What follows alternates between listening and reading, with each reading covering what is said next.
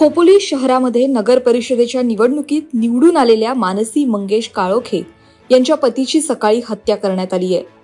मंगेश काळोखे यांची हत्या केल्याने आरोपींना अटक करण्याच्या मागणीसाठी खोपोली पोलीस ठाणे इथे जमावाने एकत्र येत धरणं आंदोलन केलंय।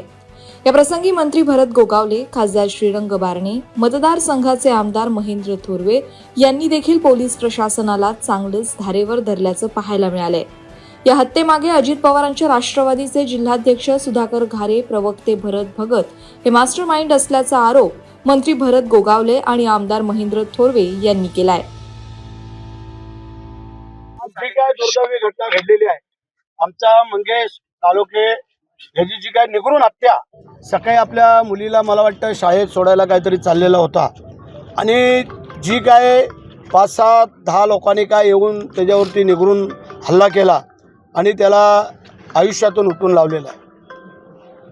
जे प्लॅनिंग मास्टर आहेत सुधाकर घारे आणि भरत भगत, त्यानंतर ज्यांचा पराभव केला, कारण आमचा हा मंगेश ही दुसरी टर्म आहे त्याची नगरसेवक पदाची निवडून यायची, त्याची आणि आता पत्नी।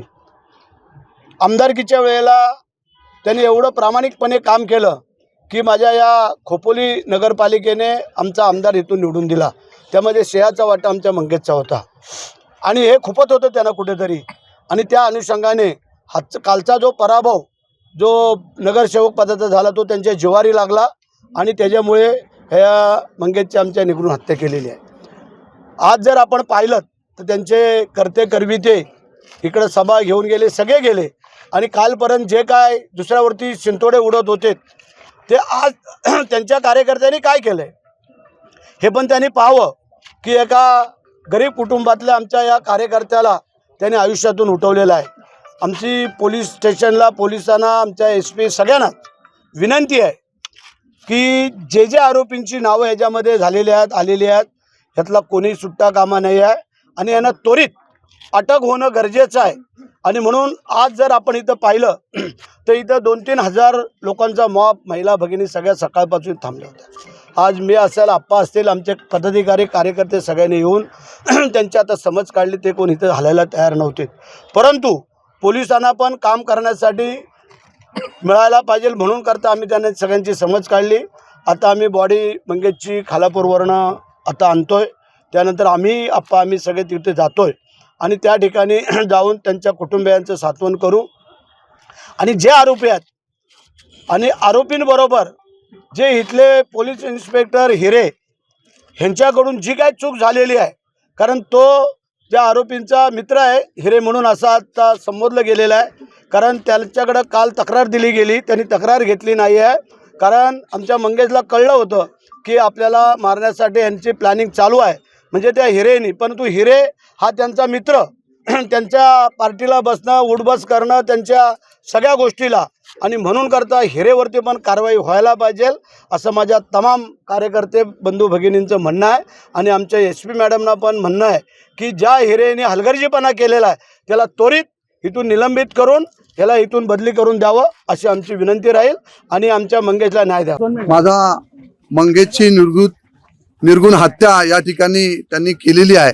आम्ही सगळेच या ठिकाणी जाहीरपणे आम्ही पोलीस स्टेशनला सांगितले, ज्या ज्या लोकांवर FIR दाखल झालेली आहे त्या सर्वांना उद्यापर्यंत अरेस्ट सकाळी नाही केली। आता आम्ही अंत्यविधीला सगळे निघालेलो आहोत, परंतु उद्या 11 वाजल्यापासून आम्ही पोलीस स्टेशनला येऊन त्या ठिकाणी बसणार आहोत।